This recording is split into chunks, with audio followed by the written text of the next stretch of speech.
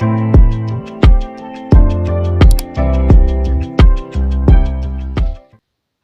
alaikum dear student, myself Muhammad Qasim, subject specialist in biology. आपको आज बताने जा रहा हूँ, पढ़ाने जा रहा हूँ न्यूक्लिक एसिड की दूसरा टाइप आरएनए कि ये क्या है। शुरू करता हूँ विदाउट वेस्ट ऑफ टाइम, क्योंकि आपका टाइम बहुत कीमती है। मैं आपका शुक्र मशकूर हूँ कि आप मेरे चैनल में विजिट किया आपने और आपने मुझे इतना टाइम दिया है। इंशाल्लाह आपको मैं ऐसे वैलिड और रियल चीज़ें दूंगा कि आप इंशाल्लाह फिर इंशाल्लाह दूसरे टॉपिक के लिए भी लाजमी तौर पर सर कासिम का चैनल के विजिट करेंगे। तो शुरू करता हूँ आरएनए। जैसे कि आपको मालूम है डियर स्टूडेंट कि आरएनए क्या है। आरएनए ये भी न्यूक्लिक एसिड के उन दो टाइप में एक टाइप है जिसको हम कहते हैं ribonucleic acid. What is RNA? तो आपका जवाब क्या होगा? Ribonucleic acid. अब इसके पीछे क्या कहानी है कि इसके आखिर में आप एसिड लगाते हो फास्फोरिक एसिड की वजह से।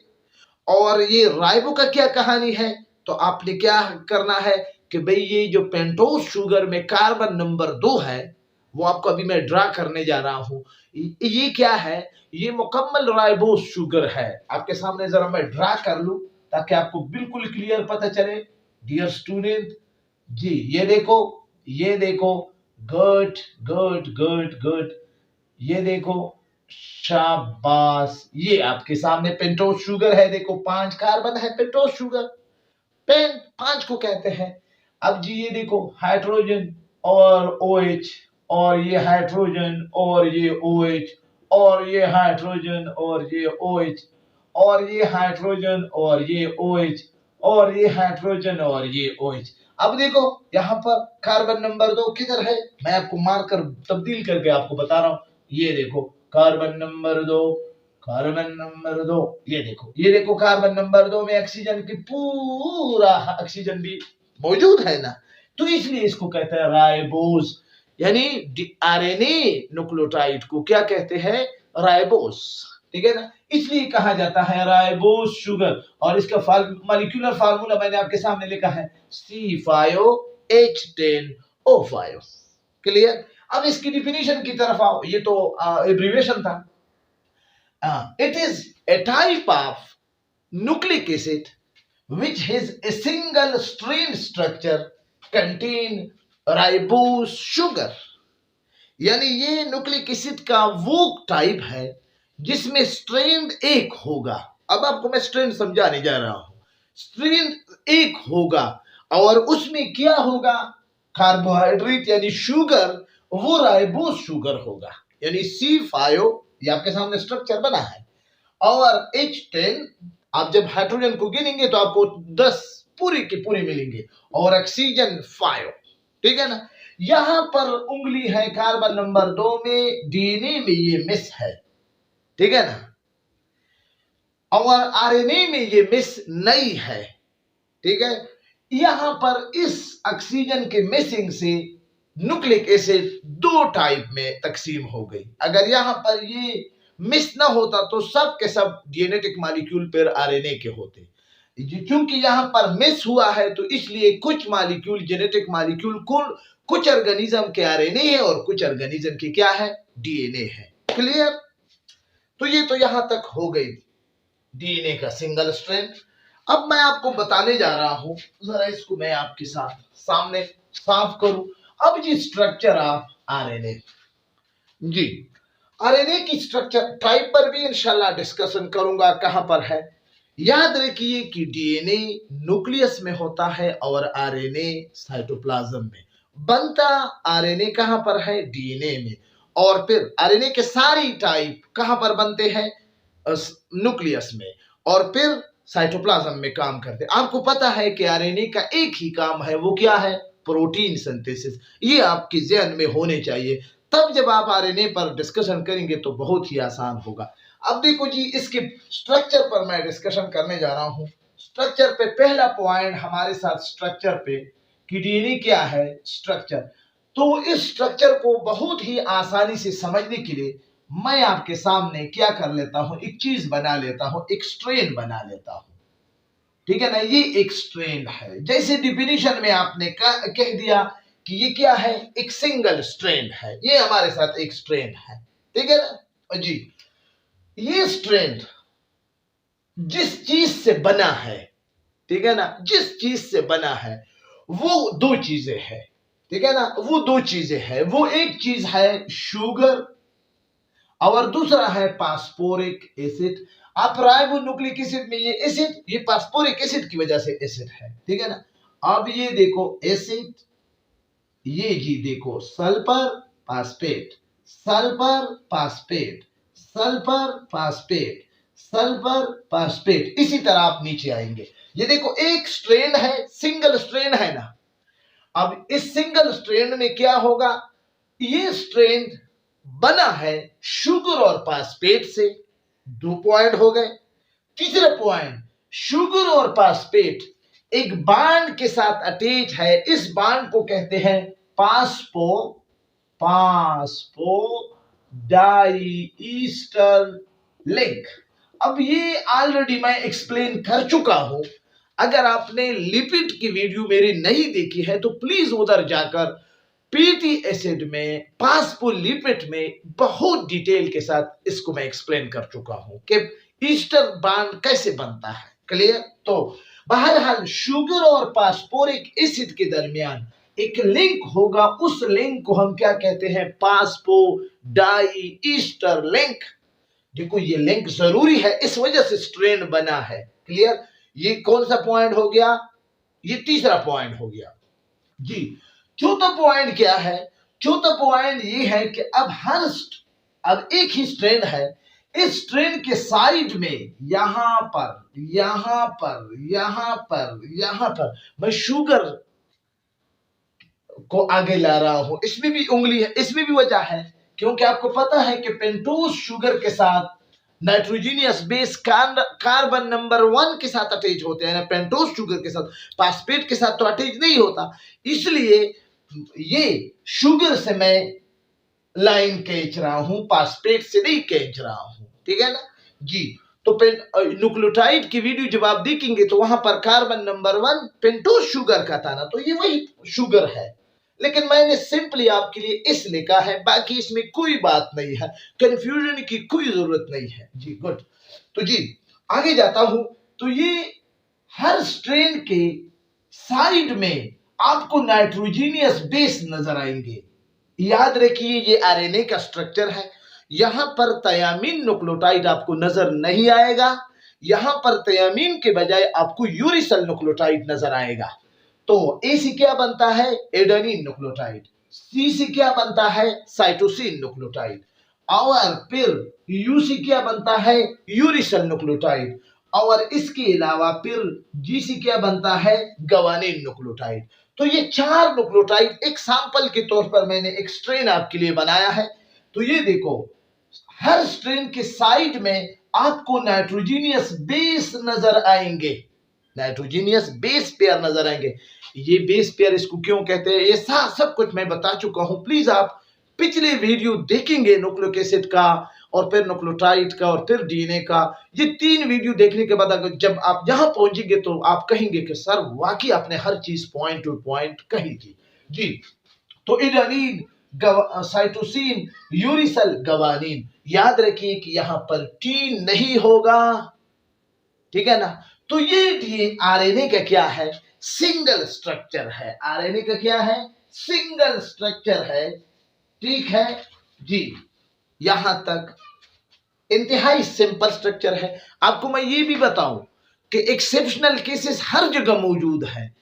हो सकता है कि आपसे कोई पूछ ले कि क्या ऐसा आरएनए भी है जिसमें डबल स्ट्रैंड हो, तो फिर आपका जवाब होगा यस है। कौन सा, रेट्रोवायरस ऐसा वायरस है, ठीक है ना, जिसमें क्या है, आरएनए डबल स्ट्रैंड है। क्लियर? एक बात हो गई। दूसरी बात, अगर आपसे किसी ने कहा कि क्या डीएनए डबल स्ट्रैंड है, क्या ऐसा डीएनए भी है जो कि सिंगल स्ट्रैंड है, तो फिर आपने जवाब देना है यस। बैक्टीरियोफेज R1 574 एक टाइप बैक्टीरिया है, उसमें डीएनए का सिंगल स्ट्रैंड है। याद रखिए कि डीएनए और आरएनए दोनों न्यूक्लिक एसिड के टाइप है, दोनों एक ही जैसे काम करते हैं, ठीक है ना। लेकिन डीएनए चूंकि बहुत ज्यादा स्टेबल है, इस पर इंशाल्लाह नेक्स्ट वीडियो में आपके साथ डिस्कस करूंगा। इस पर अभी अब आपको मैं आरएनए की तरफ ले जा रहा हूं। आपको मैं पहले भी बता चुका हूं कि आरएनए की 3 टाइप है, ठीक है ना। अब यहां पर मैंने लिखा है, ये आपको नजर आ रहे हैं आरएनए की 3 टाइप आपको आरएनए के नजर आ रहे हैं, ठीक है। अब जी मैं इसको मिटा रहा हूं, स्ट्रक्चर हो गया है। गुड गुड गुड गुड जी। अब मैं आपके सामने जरा इसकी साइज बड़ा करके आपको टाइप ऑफ आरएनए बता रहा हूं। टाइप ऑफ आरएनए, आपको पता है कि आरएनए की क्या है, ये 3 टाइप है। इसको मैं बड़ा 3 टाइप है, क्लियर। ये मैसेंजर आरएनए, याद रखिए कि एम को आपने स्मॉल लिखना ही लिखना है जी। राइबोसोमल आरएनए, आर को आपने स्मॉल लिखना ही लिखना है, ये आदत बनाना है। जहां पर हम आपको कहते हैं कि लिखो तो वहां पर ये हुक्म है, ठीक है ना। अब ये नहीं चलेगा कि आप टी कैपिटल लिखे, आर कैपिटल लिखे, एम कैपिटल लिखे, आपका नहीं चलेगा, ठीक है डियर स्टूडेंट। माइंड में नहीं करना है, आपका नहीं चलता।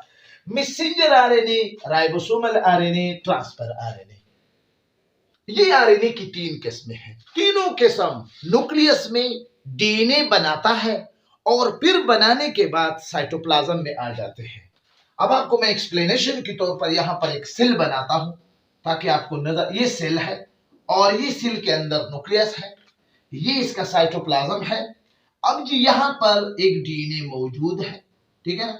ये डीएनए क्या कर लेते हैं, सबसे पहले मैसेंजर आरएनए बनाता है, ठीक है ना। राइबोसोमल आरएनए भी बनाएगा, ट्रांसफर आरएनए भी बनाएगा, ये तीनों किस्म के बनाते हैं। बनाने के बाद ये बाहर फिर आते हैं और यहाँ पर बहुत सारे क्या है, साइटोप्लाज्म में आपको पता है कि राइबोसोम स्मॉल ग्रेन्युलर स्ट्रक्चर है जो कि स्किटर है। आपको पता है कि आरएनए का काम है प्रोटीन सिंथेसिस, ठीक है ना। अब ये क्या करना है कि सबसे पहले आरएनए डीएनए, सबसे पहले जिस राइबोसोम जिस डीएनए को आगे निकालेगा उसका नाम है राइबोसोमल आरएनए, ठीक है ना। सबसे ज्यादा, अब देखो इसकी मैं परसेंटेज आपके सामने लिखता हूं तो फिर टोटल आरएनए जितना सेल में मौजूद होगा 80% आरएनए राइबोसोमल आरएनए होगा। अब इसके बाद ट्रांसफर आरएनए 10 से लेकर 15% क्या होगा, ट्रांसफर आरएनए होगा और 5 से लेकर 10% क्या होगा, ये मैसेंजर आरएनए होगा। तो सबसे कम मैसेंजर आरएनए, फिर इसके बाद ट्रांसफर आरएनए, फिर इसके बाद राइबोसोमल आरएनए।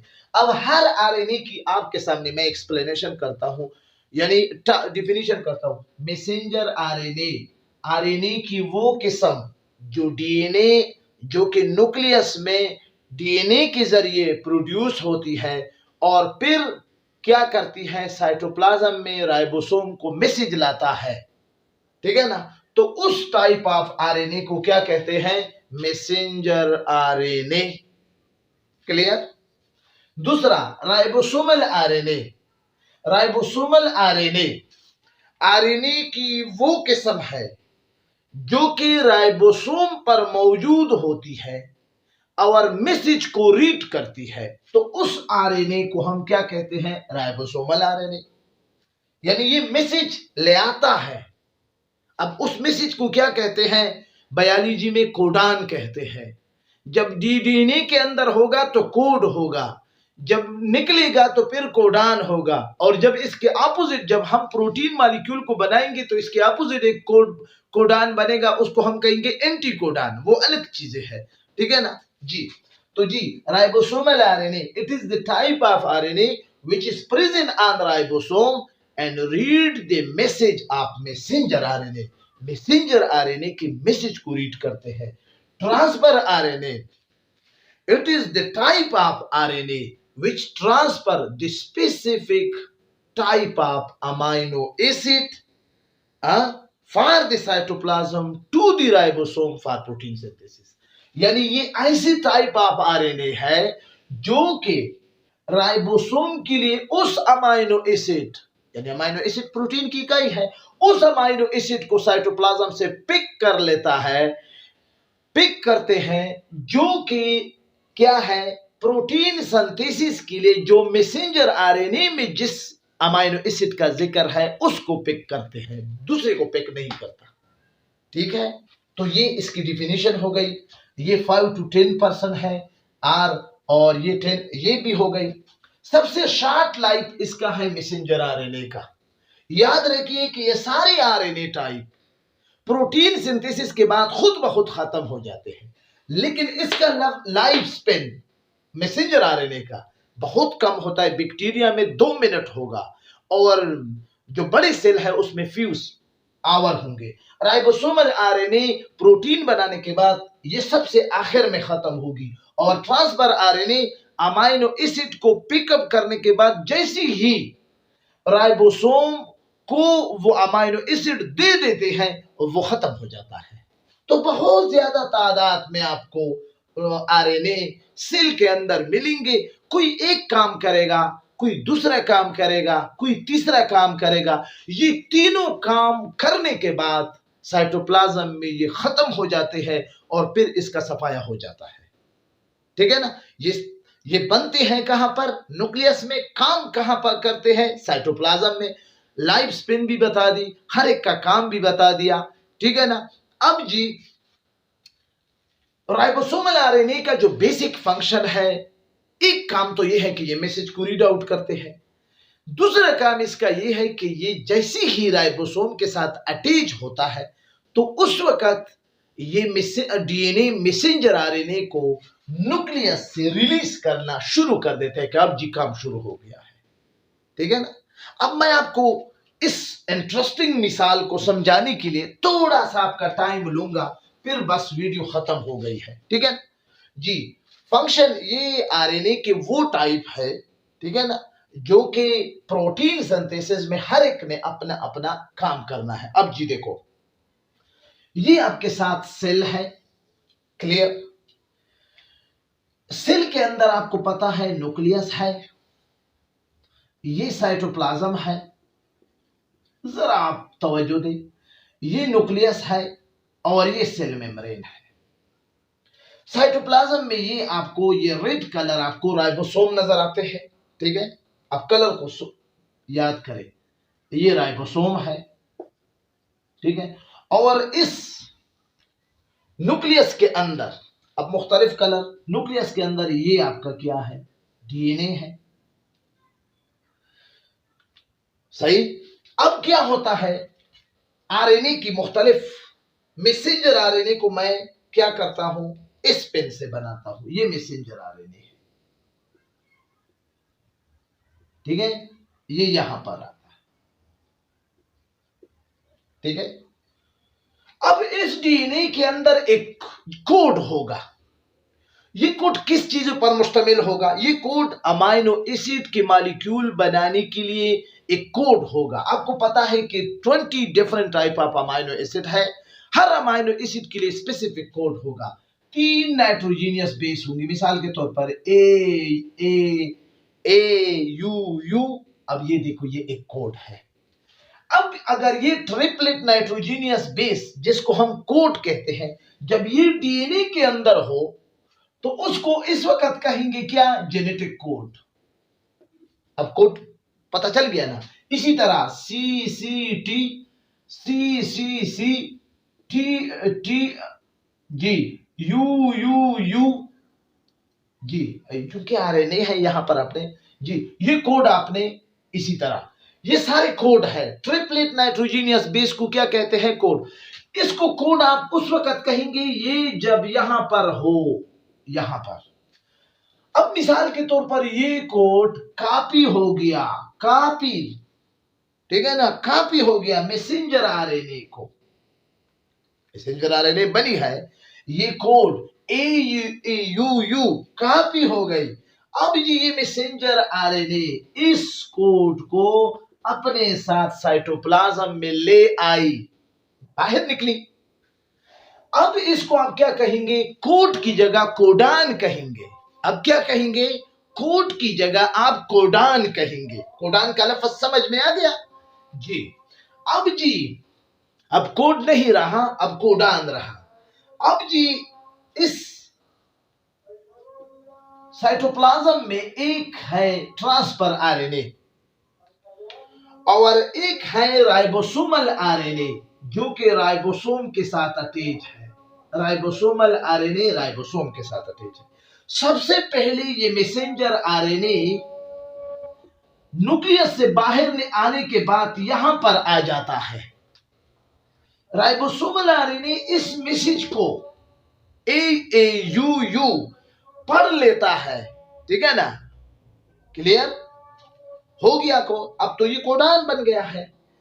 अब ये कोडान मिसाल के तौर पर ये अमाइनो एसिड इधर पड़ा है, ट्रांसफर आरएनए यहां जाकर इसको पिकअप करके यहां पर अटैच कर लेते हैं, ठीक है। इसी तरह दूसरा अटैच कर लेते हैं, इसी तरह दूसरा अटैच कर लेते हैं, इसी तरह तीसरा अटैच कर लेते हैं, इसी तरह चौथा अटैच कर लेते हैं, ठीक है ना। तो ये आपके साथ एक पॉलीमर अमाइनो एसिड बन जाता है, एक प्रोटीन बन जाता है, ठीक है ना। यानी डीएनए से जब आरएनए बनेगा तो उसको, उस प्रोसेस को हम क्या कहते हैं? ट्रांसक्रिप्शन। क्लियर। आरएनए से जब प्रोटीन बनेगी तो उस प्रोसेस को हम क्या कहते हैं? ट्रांसलेशन। डियर स्टूडेंट, चूंकि आपका फर्स्ट ईयर का इतना ही लेवल है, इसलिए मैंने आपके साथ इतना ही शेयर किया। अगर आप सेकेंड ईयर की स्टूडेंट हो तो इंशाअल्लाह ट्रांसक्रिप्शन और ट्रांसलेशन पर मेरे अलग से 50-50 मिनट की वीडियो अपलोड हो चुके हैं। अगर आप ये देखना चाहते हैं कि डीएनए सर कैसे आरएनए में ट्रांसफर हो जाता है, कैसे आरएनए बन जाता है, जिसको आप कहते हैं ट्रांसक्रिप्शन, और फिर आरएनए से कैसे प्रोटीन बनते हैं, ये जो शॉर्टकट मैंने आपके लिए बनाए, तो इसके लिए आप उन वीडियो को 50-50 मिनट जो मेरी इसी चैनल के प्लेलिस्ट में है, ठीक है ना। और इंशाल्लाह इस वीडियो की डिस्क्रिप्शन में भी मैं कोशिश करूंगा कि उसके लिंक आपके लिए डालूं और हेडिंग भी दे दूं कि ये ट्रांसक्रिप्शन है और ये ट्रांसलेशन है। अगर आप देखना चाहते हैं तो उसको प्लीज देखा करें, फिर आपका कंसेप्ट बहुत ही ज्यादा क्लियर होगा।